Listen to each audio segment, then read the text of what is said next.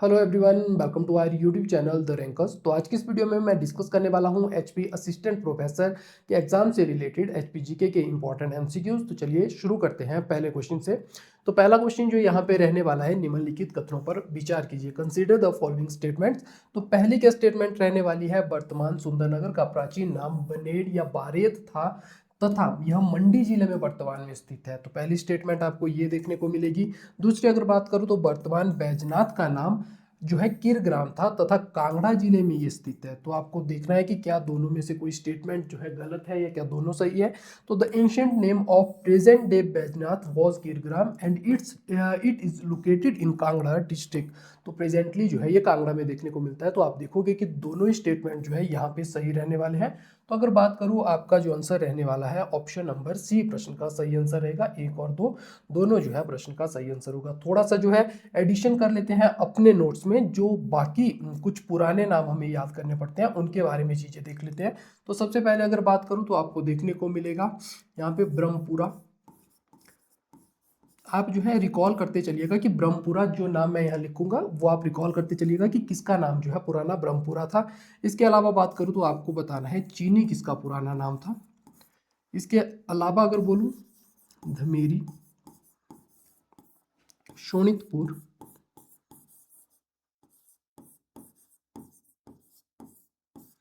कहलूर, हिंडूर, इसके अलावा अगर बात की जाए तो कीरग्राम जो अभी हमने पढ़ा। तो इतने कुछ नाम जो है आपको और पता होने चाहिए इसके अलावा कि कौन कौन से जो है इनके कौन से वर्तमान नाम है। तो यहाँ पे अगर बात करूँ तो आपको ब्रह्मपुरा भरमौर से याद रखना है। भरमौर इसका प्रेजेंट डे नेम है। और चीनी की बात करूँ तो इसका जो नाम रहने वाला है वो किन्नौर रहने वाला है। यहाँ पे अगर बात करूँ धमेरी की, तो धमेरी नूरपुर को कहेंगे। शोणितपुर की बात की जाए तो शोणितपुर आपको सराहन देखने को मिलेगा। यहाँ पे बात करूँ कहलूर की, तो कहलूर वर्तमान का बिलासपुर। इसके अलावा आपको देखने को मिलेगा हिंडूर, तो हिंडूर जो है वर्तमान में नालागढ़। किरग्राम बैजनाथ जो अभी हमने पढ़ा। इसके अलावा अगर आपको बात करूं तो जसवान एक देखने को मिलेगा, जसवान या जसवां। तो ये किसका पुराना नाम रहने वाला है, ये उन्ना का पुराना नाम रहने वाला है। तो इतने कुछ जो है आपको एक्स्ट्रा इन्फॉर्मेशन याद रखनी है, क्योंकि ये क्वेश्चन जो है एग्जाम में पूछे गए हैं कि किस जो वर्तमान जगह का नाम है वो पहले क्या नाम हुआ करता था। इस तरह से प्रश्न आपके लिए बनते रहे। अब बात करते हैं दूसरे क्वेश्चन की। दूसरा क्वेश्चन जो रहने वाला है आपका, निम्नलिखित कथनों पर विचार कीजिए। तो कौन से कथन रहने वाले हैं। पहला है कंसीडर द फॉलोइंग स्टेटमेंट्स। इसमें है Shri NC Mehta was the first chief commissioner of Himachal Pradesh. NC Mehta ji Himachal Pradesh के प्रथम मुख्य आयुक्त थे। देखिए कल मैं ये डिस्कस कर चुका हूँ चीजें, तो आपके लिए जो है बहुत सिंपल ये क्वेश्चन होना चाहिए। दूसरी स्टेटमेंट की बात करूं तो EP Moon was the first deputy chief commissioner of the Himachal Pradesh. तो ये हमें देखने को मिल रहे हैं कौन, ईपी मून जी देखने को मिल रहे हैं। क्या ये सही स्टेटमेंट है। इसके अलावा major general Himmat Singh was the first lieutenant governor of Himachal Pradesh. तो आपको ये भी देखने को मिल रहा है कि मेजर जनरल हिम्मत सिंह जो है वो हिमाचल प्रदेश के प्रथम उपराज्यपाल थे। इसके अलावा अगर बात करूं तो यहाँ पे आपको देखने को मिलेगा जो चौथा स्टेटमेंट है, श्रीमती शीला कौल हिमाचल प्रदेश की प्रथम महिला राज्यपाल थी। Shrimati Sheila Kaul was the first women governor of Himachal Pradesh. तो ये हमें देखने को मिलेगा कौन सी स्टेटमेंट सही रहने वाली है। तो देखिए पहली स्टेटमेंट बिल्कुल सही रहेगी, एनसी मेहता ही हमें चीफ कमिश्नर देखने को मिलेंगे। ईपी मून जो है डिप्टी चीफ कमिश्नर थे उस समय पे। मेजर जनरल हिम्मत सिंह हम देखेंगे जो पार्ट सी स्टेट बनेगा तो उस दौरान मेजर हिम्मत सिंह जो है वो हमारे पहले लेफ्टिनेंट गवर्नर रहने वाले हैं। उसके अलावा बात करूँ तो श्रीमती शीला कौल जी जो है वो हिमाचल प्रदेश की पहली महिला राज्यपाल रहेगी। तो चारों ही स्टेटमेंट आपको यहाँ पे सही देखने को मिलेंगी। तो यहाँ पे बात करूँ ऑप्शन नंबर डी आपका सही आंसर रहने वाला है। ऑप्शन नंबर डी सही कीजिएगा। कुछ और चीजें जो है हम एडिशन करेंगे इस कंटेंट में, तो कुछ चीजें जो आपको और पता होनी चाहिए वहां पे अगर बात करूँ तो सबसे पहले आपको क्या पता होना चाहिए। तो सबसे पहले आपको पता होना चाहिए कि पहला हिमाचल प्रदेश में पहले हम चीजें देखने वाले हैं। तो सबसे पहले बात करते हैं हिमाचल प्रदेश जब केंद्र शासित प्रदेश बना, केंद्र शासित प्रदेश बना उस समय पहले यहाँ के उपराज्यपाल कौन थे। इसके अलावा जब पूर्ण राजत्व प्राप्त हुआ हिमाचल प्रदेश को, उस समय हिमाचल प्रदेश के पहले जो गवर्नर बने, पहले जो राज्यपाल बने, वो कौन थे। तीसरा अगर बात की जाए तो आपको यहाँ पे पता होना चाहिए कि कार्यकाल के दौरान किस राज्यपाल की मृत्यु हुई थी। इसके अलावा आपको पहले इनको थोड़ा देख लेते हैं। तो पहले आपको देखने को मिलेंगे केंद्र शासित प्रदेश के उपराज्यपाल, तो ये रहने वाले हैं बजरंग बहादुर। पहले अगर राज्यपाल की बात की जाए, जब पूर्ण राजत्व प्राप्त हुआ यानी कि 25 जनवरी 1971 के बाद जब राज्यपाल का पद हिमाचल प्रदेश को प्राप्त हुआ, तो उस दौरान कौन रहने वाले हैं, तो एस चक्रवर्ती जी रहेंगे। और कार्यकाल के दौरान किस गवर्नर की मृत्यु हुई थी, तो वो हमें देखने को मिलेंगे श्री सुरेंद्र नाथ जी, हमें उस दौरान देखने को मिलेंगे। तो ये तो हमें कार्यकारिका के देखने को मिलते हैं। अब थोड़ा सा जो है हम देख लेते हैं विधायिका के। अगर बात की जाए तो आपको पता ही होगा पहले हमारे सीएम कौन थे, लेकिन आपको ध्यान रखना है कि पहले मुख्य सचिव कौन थे। एक तो आप मुझे ये बताएंगे पहले मुख्य सचिव कौन थे हिमाचल प्रदेश के। इसके अलावा विधानसभा के पहले सचिव कौन थे, विधानसभा के पहले सचिव कौन थे, विधानसभा के पहले अध्यक्ष कौन थे, पहले अध्यक्ष कौन थे। बात कब की हो रही है, 1952 की।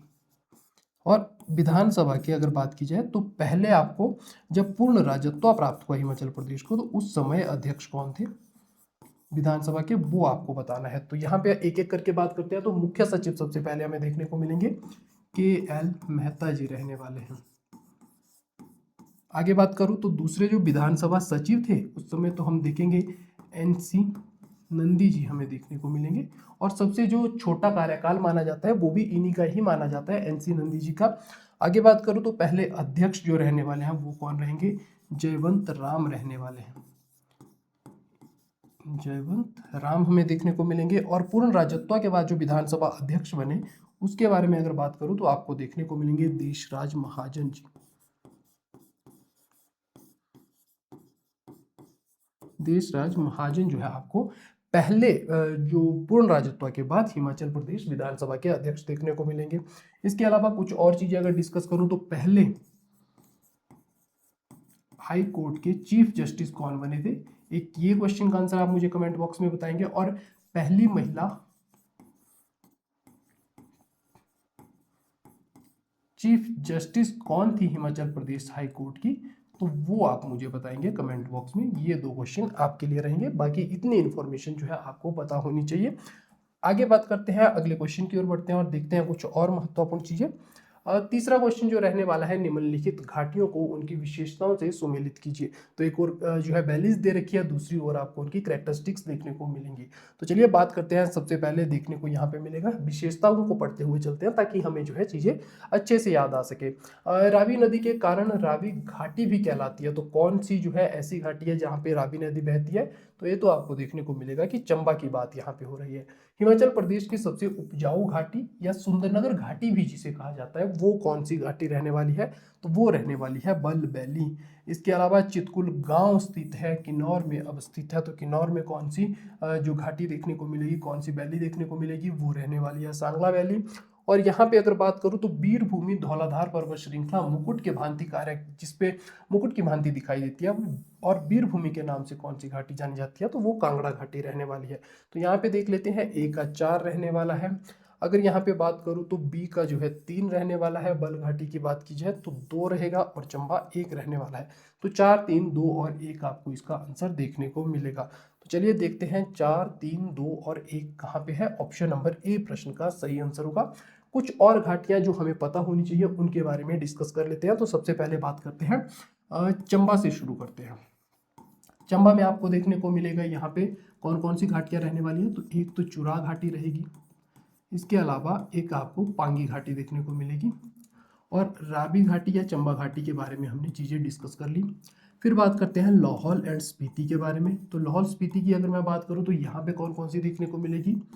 एक तो आपको गारा घाटी यानी कि भागा घाटी भी जिसे कहा जाता है वो देखने को मिलेगी। दूसरी यहाँ पे आपको देखने को मिलेगी रंगोली घाटी। रंगोली घाटी जिसे चंद्रा के नाम से जाना जाता है, चंद्रा के नाम से भी जाना जाता है, चंद्रा घाटी के नाम से भी, क्योंकि चंद्रभागा नदी यहाँ पर बहती है तो उस कारण आपको चीज़ें यहाँ पे देखने को मिलेगी। फिर नौहन गाहर घाटी जो है, नौहन गाहर घाटी,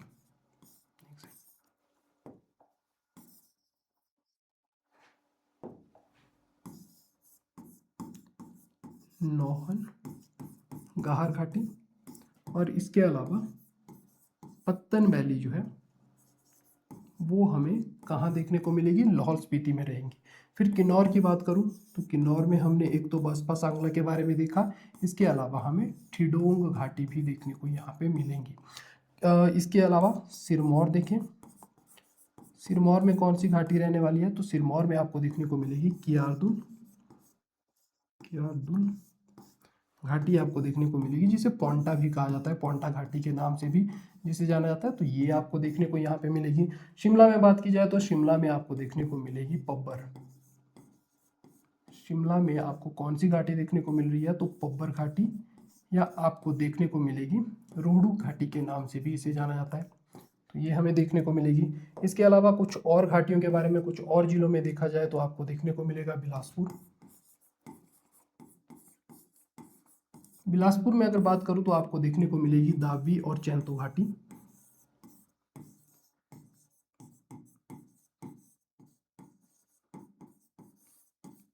बात करूं अगर मैं सोलन की, तो सोलन में आपको जो घाटी देखने को मिलेगी उसका क्या नाम रहने वाला है, सरसा घाटी आपको एक देखने को मिलेगी। इसी को औद्योगिक घाटी, इंडस्ट्रियल वैली भी कहा जाता है, औद्योगिक घाटी कहा जाएगा। इसके अलावा बात करूं तो आपको कौन सी देखने को मिल रही है, सप्रून घाटी यहाँ पे देखने को मिलेगी, कुनिहार घाटी यहाँ पे देखने को मिलेगी। और इसके अलावा एक और आपको जो यहाँ पे देखने को मिलेगी वो रहने वाली है गंभर घाटी, जो सोलन जिले को 2 भागों में बांटती है, तो ये भी आपको पता होना चाहिए इसके बारे में। आगे देखा जाए तो मंडी के बारे में थोड़ा सा देख लेते हैं, बाकी आगे के क्वेश्चन में हम डिस्कस कर लेंगे। तो मंडी में कौन सी, एक तो होगी बल, दूसरी आपको देखने को मिलेगी चौंतरा घाटी जो जोगिंदरनगर वाले क्षेत्र में देखने को मिलती है। फिर चौहार घाटी देखने को मिलेगी, उल नदी के क्षेत्र वाली चौहार घाटी रहेगी। इसके अलावा बात करूँ तो एक और घाटी जो आपको यहाँ पे देखने को मिलेगी वो कौन सी रहने वाली है, इमला बिमला घाटी। इमला बिमला घाटी जो है आपको देखने को मिलेगी, जो कि परलोक से लेकर आपको शिकारी देवी धार तक देखने को मिलती है और करसोग उसी वैली में स्थित है। तो इतनी चीजें आपको यहाँ पे पता होनी चाहिए इसके बारे में। चलिए अगले क्वेश्चन की ओर बढ़ते हैं और आगे के क्वेश्चन डिस्कस करते हैं। तो क्वेश्चन नंबर 4 जो रहने वाला है वो है सिंधु घाटी सभ्यता के समय में, यानी कि आईबीसी की बात यहाँ पे हो रही है, इंडस वैली सिविलाइजेशन के समय में हिमाचल प्रदेश में निम्नलिखित में से कौन सी जनजाति अस्तित्व में नहीं थी। Which of the following tribe did not exist in Himachal Pradesh during the Indus valley civilisation period. तो कौन सी है भाई, कोल हमें देखने को मिलते हैं, किरात हमें देखने को मिलते हैं, नाग देखने को मिलते हैं, क्या आर्य थे। तो वैसे तो आर्यों की एक हम तीसरी शाखा देखते हैं जिनको खश के नाम से जाना जाता है, वो तो थे, लेकिन अगर आर्य सभ्यता की बात की जाए, आर्य संस्कृति की बात की जाए तो वो वैदिक में हमें देखने को मिलती है। तो आर्य इसका आंसर जो है होने वाला है। तो ऑप्शन नंबर डी प्रश्न का सही आंसर यहाँ पे आपको देखने को मिलेगा। थोड़ा सा जो है आईबीसी के समय कौन कौन सी जो लोग थे, कौन कौन सी जनजातियां जो है अस्तित्व में थी, उनके बारे में डिस्कस कर लेते हैं। तो आईबीसी के बारे में जब हम बात करते हैं तो आईबीसी के बारे में आपको ध्यान रखना है, सबसे पहले तो हमें कोल देखने को मिलेंगे। सबसे पहले कौन देखने को मिलेंगे, कोल। और कोलों के बारे में आपको कुछ चीजें पता होनी चाहिए कि कोल जो है हिमाचल प्रदेश के मूल निवासी है। हिमाचल प्रदेश के आपको मूल निवासी देखने को मिलेंगे। दूसरा अगर पॉइंट डिस्कस करूं तो आपको देखने को मिलेगा कि इनके जो एविडेंस मिलते हैं वो कुमाऊं की चंद्रेश्वर घाटी से हमें प्राप्त होते हैं। चंद्रेश्वर घाटी से, जो कुमाऊं वाले क्षेत्र में, कुमाऊं हिमालय के क्षेत्र से हमें चंद्रेश्वर घाटी से इनके एविडेंस हमें प्राप्त हुए हैं। इसके अलावा बात करूं तो आपको देखने को मिलेगा जो वर्तमान में हम बात करते हैं कोली, हाली, डूम और चनाल जैसी जातियां जो है, बाटी हो गया, वो सारी जो है इसी कोल जाति के वंशज माने जाते हैं। तो आपको ये नोट करना है कि पहले जो लोग देखने को मिलते हैं वो कौन से रहने वाले हैं, कोल आपको देखने को मिलेंगे। दूसरा बात करता हूं तो दूसरा आपको जो देखने को मिलेंगे वो कौन से रहने वाले हैं, तो दूसरे के बारे में बात की जाए तो किरात आपको देखने को मिलेंगे। ध्यान रखिएगा किरात जो है मंगोलों के वंशज माने जाते हैं, मंगोलों के ये वंशज माने जाते हैं और ये हिमाचल प्रदेश में आने वाली दूसरी जनजाति थी।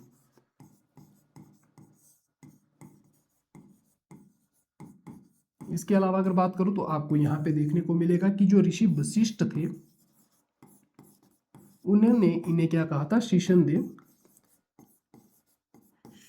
देव के भक्त कहा था, यानी कि लिंग पूजा करने में ये विश्वास रखते थे। शिव भगवान के जो है ये आपको एक तरह से पूजन करते हुए दिखाई देंगे, तो इन्हें क्या कहा था, शीशन देव के भक्त कहा था। इसके अलावा मनु जो इतिहासकार हैं उनकी किताब से इनकी जानकारी मिलती है। और अगर बात करूं तो कालिदास की जो रघुवंशम नामक किताब है उससे भी इनकी जानकारी मिलती है। तो ये चीज़ें आपको किरातों के बारे में पता होनी चाहिए। हालांकि महाभारत में उसके पर्व में भी आपको देखने को मिलेगा कि इनके बारे में जानकारी दी गई है, लेकिन उतना हमें जानने की आवश्यकता नहीं है। कुछ चीज़ें जो इंपॉर्टेंट थी वो मैंने आपके साथ डिस्कस कर ली। तीसरी जनजाति एक और देखने को हमें यहाँ पे मिलेगी, और वो कौन सी रहने वाली है, तो हमने जो है अब तीसरी देखने को मिलेगी नाग। तो नाग जो है अगर बात करें तो आपने देखा होगा हड़प्पा सभ्यता की मोहरों पे हमें देखने को मिलते हैं, हड़प्पा की मोहरों पे हमें देखने को मिलेंगे पहले तो।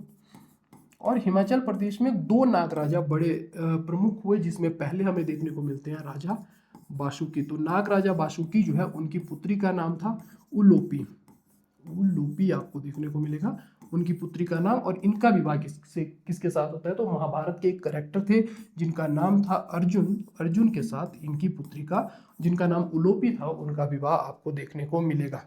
आगे बात करूं तो एक और राजा हुए तक्षक। तो नाग तक्षक जो हुए इनका आपको देखने को मिलेगा कि हिमालयी क्षेत्र में इनका भी जो है शासन हुआ करता था, इनका भी अपना राज्य इस तराई क्षेत्र में देखने को मिलता है। तो ये आपको नागों के बारे में पता होनी चाहिए। और उसके अलावा बात करो तो खश हमें देखने को मिलते हैं, चौथी आर्यों की तीसरी जाति थी। खशधार खशकंडी से हमें इनके एविडेंस मिलते हैं, रोड वाले क्षेत्र से खसकार एंड खशकंडी से हमें इनके एविडेंस मिलते हैं। ध्यान रखेंगे इनके जो छोटे छोटे राणा हुए उनके जो क्षेत्र होते थे शासन वाले उन्हें मवाणास कहा जाता था, मवाणा कहा जाता था। और जो हम भुंडा फेस्टिवल या बूढ़ी दिवाली की बात करते हैं वो भी इन्हीं से संबंधित देखने को मिलेगी हमें, भुंडा फेस्टिवल एंड जो बूढ़ी दिवाली की बातचीत रहेगी वो भी इन्हीं से संबंधित है।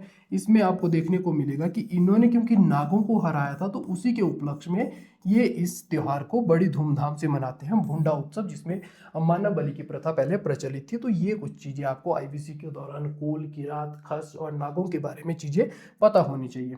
आई होप आई नो थोड़ा लंबा हो गया है, लेकिन आपको जो है ये चीज़ें पूछी जाती है एग्जाम में, इंपॉर्टेंट है, इसलिए आपको ये पता होनी चाहिए। चलिए पांचवें क्वेश्चन की ओर बढ़ते हैं। पांचवा है निम्नलिखित झरनों को उनके संबंधित जिलों से सुमेलित कीजिए। तो यहाँ पे एक और आपको स्प्रिंग या वाटरफॉल दे रखी है, दूसरी ओर डिस्ट्रिक्ट दे रखी है। तो सबसे पहले बात करते हैं मणिकर्ण की। तो मणिकर्ण का डायरेक्ट आपको पता होना चाहिए, कुल्लू के साथ संबंध है। ज्योरी की बात करें शिमला आपको देखने को मिलेगा। टापरी की बात की जाए तो किन्नौर रहेगा। और जो भगसुनाथ है ये कहाँ रहने वाले हैं, कांगड़ा आपको देखने को इसका आंसर मिलेगा। तो यहाँ पे बात करें भगसुनाथ 3 आपको देखने को मिलेगा, टापरी 2 रहेगा। आगे बात की जाए तो कुल्लू आपको 4 देखने को मिल रहा है, और यहाँ पे शिमला जो है तो 4, 1, 2, 3 आंसर इसका रहने वाला है। ऑप्शन नंबर ए प्रश्न का सही आंसर रहेगा। ऑप्शन नंबर ए जो है आपको सही आंसर देखने को मिलेगा इसके बारे में। इस क्वेश्चन का आंसर जो है ऑप्शन नंबर ए रहने वाला है। तो थोड़े से यहाँ पे कुछ और झरनों के बारे में हम डिस्कस कर लेते हैं। तो एक जो है फॉर्मेट मैं आपको दूंगा, उसके अकॉर्डिंग ही आप झरने को इजीली जो है याद रख सकते हैं। तो आज जो है हम कुल्लू और कुछ अन्य जिलों के झरने पढ़ने वाले हैं। तो कुल्लू में बात करें तो ध्यान रखिएगा हमें 3 नदियाँ देखने को मिलेंगी, जिसमें पहली कौन सी रहने वाली है, पहली रहने वाली है पार्वती नदी। और पार्वती नदी के किनारे आपको देखने को मिलेगा कुछ जो है झरने हमें देखने को मिलेंगे, कुछ जो चश्मे हैं गर्म पानी के वो हमें देखने को मिलेंगे। तो सबसे पहले कौन रहने वाला है, तो सबसे पहला जो रहेगा वो रहने वाला है यहाँ पे खीर गंगा। दूसरा रहने वाला है कसोल। और तीसरा जो आपको देखने को मिलेगा वो कौन सा रहने वाला है, मणिकर्ण।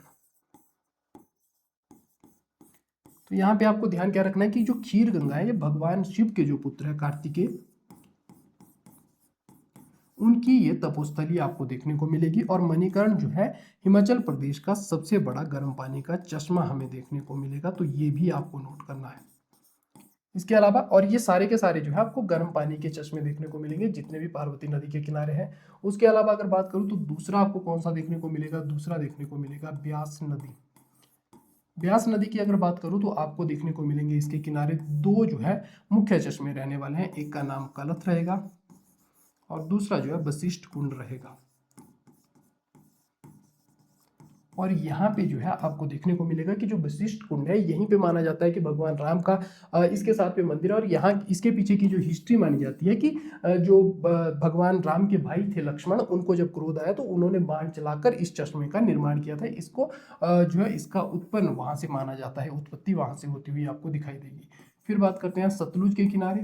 तो सतलुज नदी के किनारे आपको एक चश्मा देखने को मिलेगा जो बहना रहने वाला है, बहना नाम रहेगा उसका। और कहाँ पे, तो आप ध्यान रखेंगे इसके बारे में भी कि ये जो है ये आपको बाहरी सिराज में देखने को मिलेगा, बाहरी सिराज क्षेत्र में आपको ये देखने को मिलने वाला है। इसके अलावा बात करूँ तो ये सारे के सारे जो अभी तक हमने पढ़े ये सारे गर्म पानी के चश्मे हैं। यहाँ पे कुल्लू में ठंडे पानी का जो एक चश्मा रहने वाला है उसका क्या नाम रहेगा, तो आपको उसका नाम देखने को मिलेगा रहला।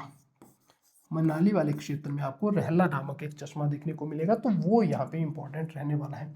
इसके अलावा कुछ और अगर मैं बात करूँ तो आपको देखने को मिलेगा शिमला जिले के बारे में। तो यहाँ पे जो है शिमला जिले के संबंध में कुछ झरनों की बात कर लेते हैं, कुछ चश्मों की बात कर लेते हैं। तो यहाँ पे अगर बात की जाए तो शिमला में आपको देखने को मिलेगा ज्योरी।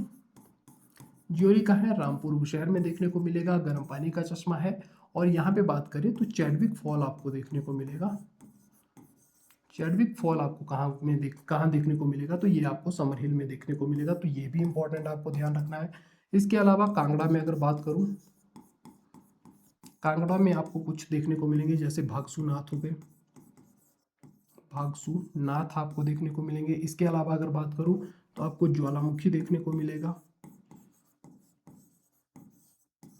लुनानी देखने को मिलेगा और सुलह नामक देखने को मिलेगा, सुलह जो है आपको देखने को मिलेगा। बात की जाए अगर चंबा की, तो चंबा में कौन कौन से रहने वाले हैं, तो चंबा में आपको देखने को मिलेंगे एक तो सप्तधारा रहने वाला है पंचकुला वाले क्षेत्र में। इसके अलावा बात करूं तो देईकुंड आपको देखने को मिलेगा।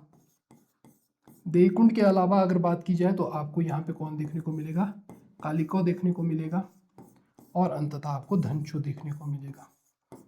और किन्नौर में टापरी और मंडी में तोतापानी को आप सभी लोग जानते ही हैं, तो उनके बारे में हम डिस्कस नहीं करेंगे।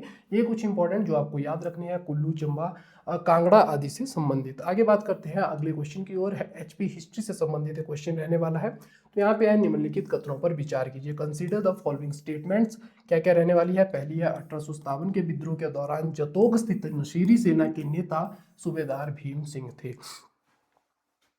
During the revolt of 1857, सूबेदार Bhim Singh was the leader of Nasiri army at जोतोग। तो पहली स्टेटमेंट ये रहने वाली है आपके लिए। दूसरी बात करूँ तो कसौली विद्रोह के नेता दरोगा बुद्धि सिंह थे। तो बुद्धि सिंह कहाँ थे भाई, क्या वो कसौली में थे या कहीं यहाँ पे जतोग में तो नेतृत्व नहीं कर रहे थे, तो ये दोनों आपको ध्यान रखने हैं, बहुत इंपॉर्टेंट है। दरोगा बुद्धि Singh was the leader of the Kasauli revolt, तो ये आपको यहाँ पे देखने को मिलेगा ड्यूरिंग 1857। और इसके अलावा अगर बात करूं तो यहाँ पे आपको जो देखने को मिलेगा अगला वो कौन सा रहने वाला है, 1857 के विद्रोह के समय बुशहर रियासत के जो राजा थे वो कौन देखने को मिल रहे हैं भाई, वो हमें शमशेर सिंह देखने को मिल रहे हैं। During the revolt of 1857 Shamsher Singh was the ruler of Bushahr state. तो तीनों ही आपको कथन जो है सही देखने को मिलेंगे, तो तीनों ही जो है सही रहने वाले हैं। तो यहाँ पे अगर बात करें,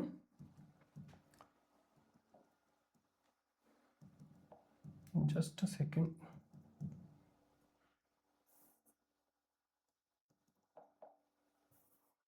यहाँ पे आपको तीनों ही सही देखने को मिल रहे हैं। ऑप्शन नंबर डी प्रश्न का सही आंसर रहेगा। कुछ और जो है इंफॉर्मेशन हम ऐड करेंगे अपने नोट्स में, तो वो क्या क्या रहने वाली है, तो यहाँ पे बात करेंगे हम कि किसने कहाँ पे। तो हमने देखा कि जतोग में किसने नेतृत्व किया, तो फटाफट से रिकॉल करते चलिएगा। कसौली में किसने नेतृत्व किया, ये आपको पता होना चाहिए। इसके अलावा बात करूँ तो स्पाटू में कौन थे, स्पाटू जो शिमला के आसपास हमें देखने को मिलता है क्षेत्र, वहाँ पे कौन थे। इसके अलावा हमने पढ़ा बुशहर डिस्ट्रिक्ट में कौन से थे, वो रिकॉल कीजिएगा। इसके अलावा देखा जाए तो सिरमौर में आपको दोनों नाम पता होने चाहिए, राजा कौन थे और उनके समय में प्रशासक कौन थे। राजा तो सभी को पता होता है, लेकिन प्रशासक जो है आमतौर पर हम स्किप कर लेते हैं, तो वो आपको पता होना चाहिए कि उस समय वजीर कौन थे वहां पे। इसके अलावा अगर बात करूं तो कुल्लू, कुल्लू में पता होना चाहिए। चंबा का पता होना चाहिए आपको, चंबा में कौन राजा था और कौन उस समय आपको प्रशासक देखने को मिलेगा। इसके अतिरिक्त अगर बात की जाए तो मंडी में राजा और प्रशासक या वजीर जो है हमें दोनों देखने को मिलेंगे। और सुजानपुर टीरा में कौन नेतृत्व कर रहा था, सुजानपुर टीरा में कौन नेतृत्व कर रहा था। इन सब के आंसर आई होप आपने अभी तक रिकॉल कर लिए होंगे। तो सबसे पहले जुतोग में तो हमने देखा अभी भीम सिंह के बारे में, भीम के बारे में पढ़ा। कसौली में देखा जाए तो बुद्धि सिंह जी के बारे में हमने पढ़ा।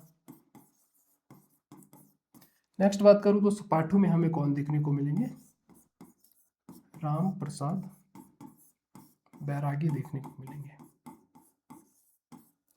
बुशहर में बात की जाए तो शमशेर सिंह रहेंगे।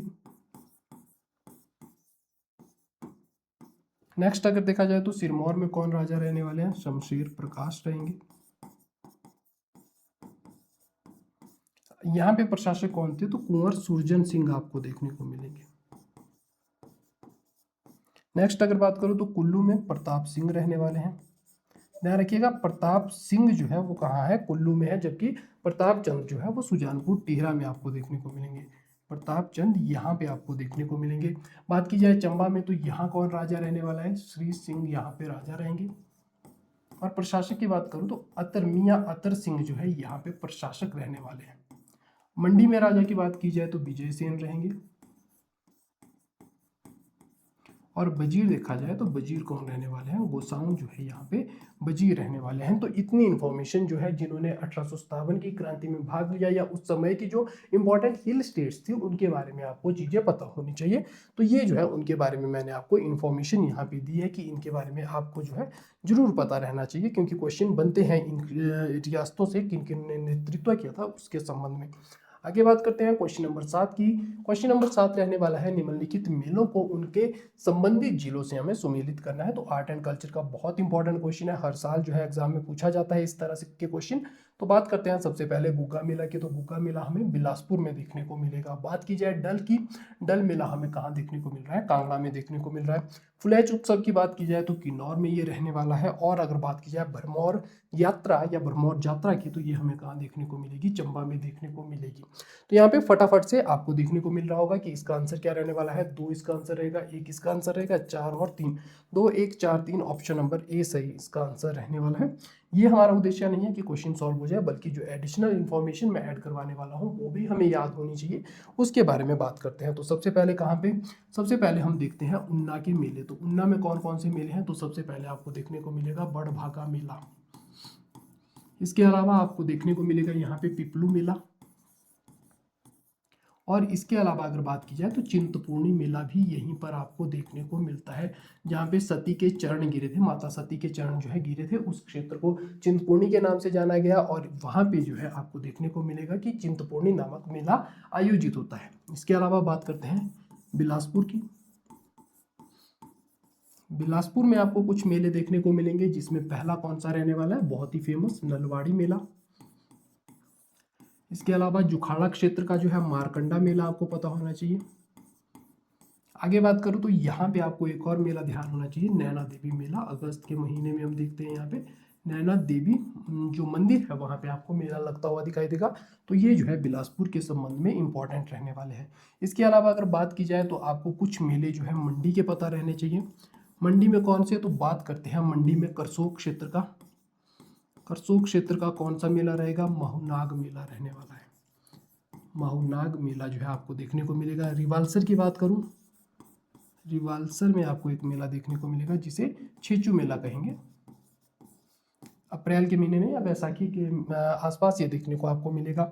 इसके अलावा बात करूं तो सुंदरनगर में, सुंदरनगर में आपको एक देखने को मिलेगा शीतला माता का मेला।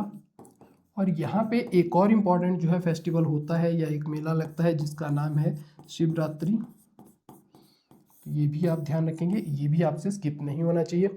आगे बात करते हैं कुछ और, तो कांगड़ा में देख लेते हैं। कांगड़ा में वैसे हमने ऊपर देखा, लेकिन कुछ इंपॉर्टेंट कांगड़ा में और हमें देखने को मिलते हैं। तो कांगड़ा के क्षेत्र में जहाँ पे नूरपुर में एक मेला लगता है जिसे क्या कहते हैं, नागनी मेला कहेंगे, नागनी मेला कहेंगे। इसके अलावा डल मेला आपको यहाँ पे देखने को मिलेगा। बात करें कुल्लू की, तो कुल्लू में आपको कौन सा मेला देखने को मिलेगा, एक तो सराही मेला देखने को मिलेगा, उसके अलावा डुंगरी मेला आपको देखने को मिलेगा हडिम्बा माता मंदिर के पास, डुंगरी मेला आपको देखने को मिलेगा। दशहरा आपको कुल्लू का देखने को मिलेगा ढालपुर के मैदान में। और बात की जाए, सराही हो गया, डुंगरी हो गया, दशहरा हो गया, और मनाली विंटर कार्निवल आपको देखने को मिलेगा। तो इतने कुछ जो है आज के सेशन के लिए काफ़ी है। कल हम कुछ और मेले जो है आपके साथ डिस्कस करेंगे, जो हमने अभी तक नहीं पढ़े हैं उनके बारे में डिस्कशन करेंगे, ताकि धीरे धीरे आपके सारा जो आपको इंपॉर्टेंट क्वेश्चन बन सकते हैं वो आपको पता होने चाहिए। तो आज के लिए इतने काफ़ी रहेंगे। आगे बात करते हैं, जस्ट अ सेकेंड। अगला जो क्वेश्चन रहने वाला है क्वेश्चन नंबर 8, निम्नलिखित कथनों पर विचार कीजिए। ये जो रहेगा ये आपका इकोनॉमिक सर्वे का क्वेश्चन रहने वाला है। वित्त वर्ष 2024-25 में प्रथम संशोधित जो अनुमान है उसमें हिमाचल प्रदेश का सकल राज्य घरेलू उत्पाद यानी कि जीएसडीपी प्रचलित मूल्यों पर आपको कितना देखने को मिल रहा है, 2,30,587 करोड़ अनुमानित है। तो ये स्टेटमेंट आपको देखने को मिलेगी कि फाइनेंशियल ईयर 2024-25 में Himachal Pradesh gross state domestic product at current price is estimated कितना, तो 2,30,587 करोड़। वित्त वर्ष 2024-25 में स्थिर मूल्यों पर हिमाचल प्रदेश का सकल राज्य घरेलू उत्पाद कितना था, तो 1,44,656 करोड़ हमें देखने को मिलता है। तो ये जो है यहाँ पे आप फिक्स प्राइस या कांस्टेंट प्राइस पे जो है चीजें देख सकते हैं, और कहाँ पे करंट प्राइस पे कैसे चीजें चल रही है। तो ये जो है दोनों ही कथन सही रहने वाले हैं। तो यहाँ पे जो इंपॉर्टेंट क्वेश्चन आपके लिए बन सकता था, ये काफ़ी इंपॉर्टेंट क्वेश्चन आपके लिए रहने वाला है, तो इसका आपको पता होना चाहिए। और कल मैंने बात की थी, तो कल का जो हमने थोड़ा सा पढ़ा था उसके बारे में देख लेते हैं। कल हमने कहा था कि भाई जीएसडीपी जो है वो कितने 167% से बड़ा है। अगर बात करें पर कैपिटा इनकम के बारे में, पर कैपिटा इनकम के बारे में, और ये कब से कब तक बढ़ा है, तो आपको देखने को मिलेगा कि 2010-11 के दशक से लेकर आगे अगर बात की जाए 2020-21 के समय की, तो वहां तक आपको ये बढ़ता हुआ दिखाई देगा। इसके अलावा अगर बात की जाए 2000, आगे बात करते हैं पर कैपिटा इनकम के बारे में, तो ये कितनी 272% हमने देखी थी, कि जहाँ पे 2011 से लेकर 21 तक हमें ये देखने को मिलता है कि उस दशक में इतना बढ़ा। लेकिन अगर बात की जाए 2020-21 से आगे की, तो आपको देखने को मिलेगा पर कैपिटा इनकम जो बढ़ी है वो कितनी बढ़ी है, 49% आपको बढ़ती हुई दिखाई देगी। तो ये आपको पता होना चाहिए। इसके अलावा बात करूँ तो हमने कुछ सेक्टर्स देखे थे। सेक्टर्स में अगर बात करूँ तो सेक्टर्स में हमने क्या कहा था, हमने कहा था भाई प्राइमरी सेक्टर, प्राइमरी सेक्टर कितना है 13.7% आपको पता होना चाहिए।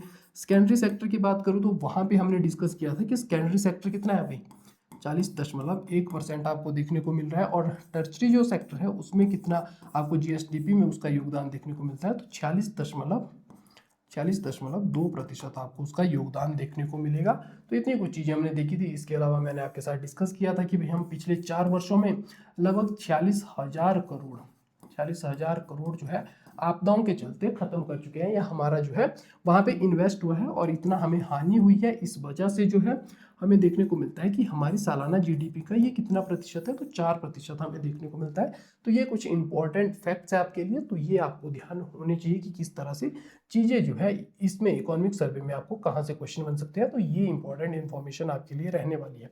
फिर बात करते हैं हिमाचल प्रदेश में 1 सितंबर 1972 को जिलों की संख्या कितनी हो गई थी। बहुत इंपॉर्टेंट क्वेश्चन है ये, क्वेश्चन तो नहीं लेकिन इसकी जो इन्फॉर्मेशन मैं आपके साथ साझा करने वाला हूँ वो काफ़ी इंपॉर्टेंट रहने वाली है। 12 इसका आंसर रहेगा।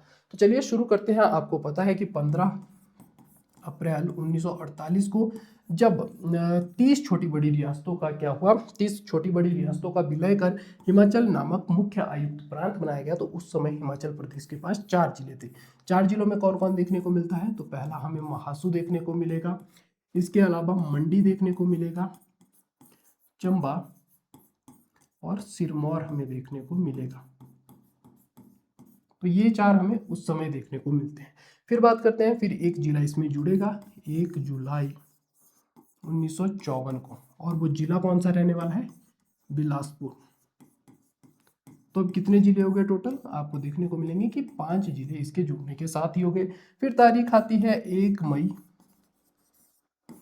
1960 की, और इसी समय आप देखेंगे कि एक नया जिला बनाया जाता है चीनी तहसील को अलग कर, और कुछ गांव और लेकर 14 और गांव रामपुर से लेकर आपको देखने को मिलेगा किन्नौर जिला एक छठा जिला बनता है। फिर आपको देखने को मिलेगा कि 1965 में पंजाब पुनर्गठन के लिए, पुनर्गठन किसका? पंजाब के पुनर्गठन के लिए जो है आपको देखने को मिलेगा एक कमेटी बनती है, हुक्म सिंह कमेटी, हुक्म सिंह समिति बनेगी, हुक्म सिंह समिति बनती है। और ये समिति क्या करती है?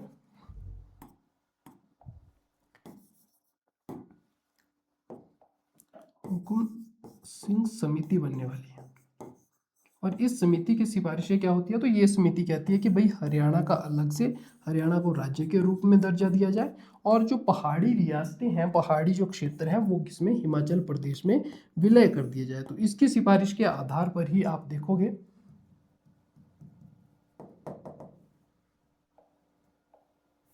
इसकी सिफारिश के आधार पर ही आप देखोगे कि आगे चलकर कब? तो 1 नवंबर 1966 को 4 नए जिले और जुड़ते हैं, जिसमें कौन से जिले बनेंगे? कांगड़ा जिला बनने वाला है। इसके अलावा एक और नया जिला बनेगा, यहाँ पे शिमला आपको बनता हुआ दिखाई देगा। आगे बात करूँ तो यहाँ पे एक और जिला बनेगा लाहौल स्पीति, और साथ में बनेगा कुल्लू। तो ये 4 जिले आपको बनते हुए दिखाई देंगे। फिर बात करते हैं आगे, अब 10 जिले हो चुके हैं, अब आता है 1 सितंबर 1972 की तारीख। तो इस तारीख को क्या होगा? पूरे 12 जिले हो जाएंगे, लेकिन कैसे होंगे? तो कांगड़ा से हमीरपुर और ऊना को अलग कर दिया जाएगा। तो ये 11वां हो गया, ये 12वां हो गया। लेकिन चीज़ें यहीं नहीं रुकती, बल्कि क्या किया जाता है? महासू और जो शिमला वाला क्षेत्र है उसको भी डिवाइड करके, या उसको भी जो है डिवाइड किया जाता है, और आपको देखने को मिलेगा कि जो फिर से जिले जो है 10 हो जाएंगे। तो यहाँ पे जो है 2 जिले और बनेंगे, सोलन और शिमला। तो इस तरह से जो है चीज़ें बैलेंस हो गई कि वहाँ पे जो है कांगड़ा और हमीरपुर को 11-12 जिले वैसे हो गए, और महासू और शिमला को जो है क्षेत्र इधर उधर करके सोलन और शिमला के रूप में परिवर्तित कर दिया गया, और चीज़ें इस तरह से आपको बनती हुई दिखाई देंगी। वर्तमान में 12 जिले आपको हिमाचल प्रदेश में देखने को मिलेंगे। तो ये थी पूरी उसके पीछे की कहानी। अब देखते हैं वीडियो का अंतिम क्वेश्चन। अंतिम क्वेश्चन कौन है? तो निम्नलिखित रियासतों को उनके संस्थापकों से सुमेलित कीजिए। कल भी ये क्वेश्चन था इस तरह का ही, और आज भी जो है मैं डिस्कस करने वाला हूँ आपके साथ ये ऐसा ही क्वेश्चन। तो देलथ में कौन रहने वाले हैं? भाई पृथ्वी सिंह रहने वाले हैं। अगर बात करूँ तो चारू आपको कहाँ देखने को मिलेंगे? भज्जी में देखने को मिलेंगे। दारकोटी में कौन देखने को मिलेंगे? दुर्गा सिंह देखने को मिलेंगे। और बलसन में आलोक सिंह आपको देखने को मिलेंगे। तो कल हमने इनके बारे में बात की थी। आपको जो है आज बहुत ईजी ये क्वेश्चन लगना चाहिए। तो यहाँ पे कौन रहने वाला है? 4 इसका आंसर रहेगा। 3 जो है देलथ का आंसर रहने वाला है। दुर्गा सिंह की बात की जाए तो दारकोटी 2, और भज्जी की बात की जाए तो आपको चारों देखने को मिलेगा। एक तो 3, 4, 1 और 2 इसका आंसर रहने वाला है। 3, 4, 2 और 1, 3, 4, 2 और 1 जो है 3, 4, 1 और 2, ऑप्शन नंबर ए जो है प्रश्न का सही आंसर यहाँ पर भी आपको देखने को मिलेगा। अब कुछ और जो है इंपॉर्टेंट जो शासक है, रियासत के संस्थापक है, उनके बारे में जान लेते हैं। तो सबसे पहले कौन से, वहीं से बात करते हैं। जैसा कि आलोक सिंह हमने देखा बलसन के रहने वाले हैं, फटाफट रिकॉल कीजिएगा। अजय देव कहाँ के रहेंगे? अजय देव। इसके अलावा अगर बात करूँ तो आपको अजय चंद देखने को मिलेंगे। बाणसेन मैंने कल की वीडियो में आपके साथ डिस्कस किए थे, बाणसेन के बारे में बताइएगा। चारू जो है अभी हमने पढ़े, उनके बारे में बताइएगा। इसके अलावा अगर बात करूँ तो यहाँ पे आपको देखने को मिलेंगे दुर्गा सिंह हमने पढ़ लिए वैसे। दत्तार चंद के बारे में बताइएगा। दत्तार चंद के अलावा अगर देखा जाए तो घमंड चंद, गिरिसेन, करणचंद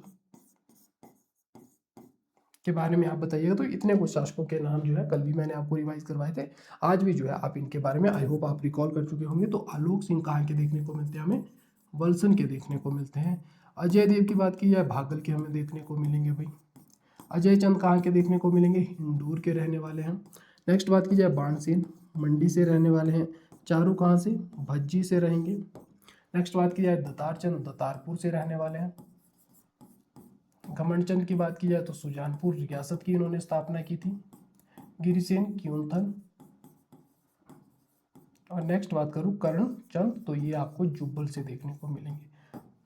तो यहाँ पे जो है आपके 10 इंपॉर्टेंट क्वेश्चन जो मैंने आपके साथ डिस्कस किए वो खत्म होते हैं। और जैसा कि आपने देखा होगा कि काफ़ी ज़्यादा इसके अलावा मैंने आपको इन्फॉर्मेशन जो है ऐड करवाई है। तो यहाँ पे एक आपके लिए जो इन्फॉर्मेशन और रहने वाली है वो ये रहेगी कि अभी तक आप अगर रैंकर्स फैमिली का हिस्सा नहीं बने हैं तो आप जो है हमारा ऐप डाउनलोड कर सकते हैं, हमारी वेबसाइट विजिट कर सकते हैं इन QR कोड के थ्रू। तो ये हमारे जो है वेबसाइट का कोड रहने वाला है, ये हमारी ऐप का जो है QR कोड रहने वाला है। तो आप जो है इनके माध्यम से भी हमारे वेबसाइट को विजिट कर सकते हैं, हमारी ऐप को प्ले स्टोर से डाउनलोड कर सकते हैं। तो आज की क्लास में यही समाप्त करना चाहूँगा। Thank you so much for listening me. Bye.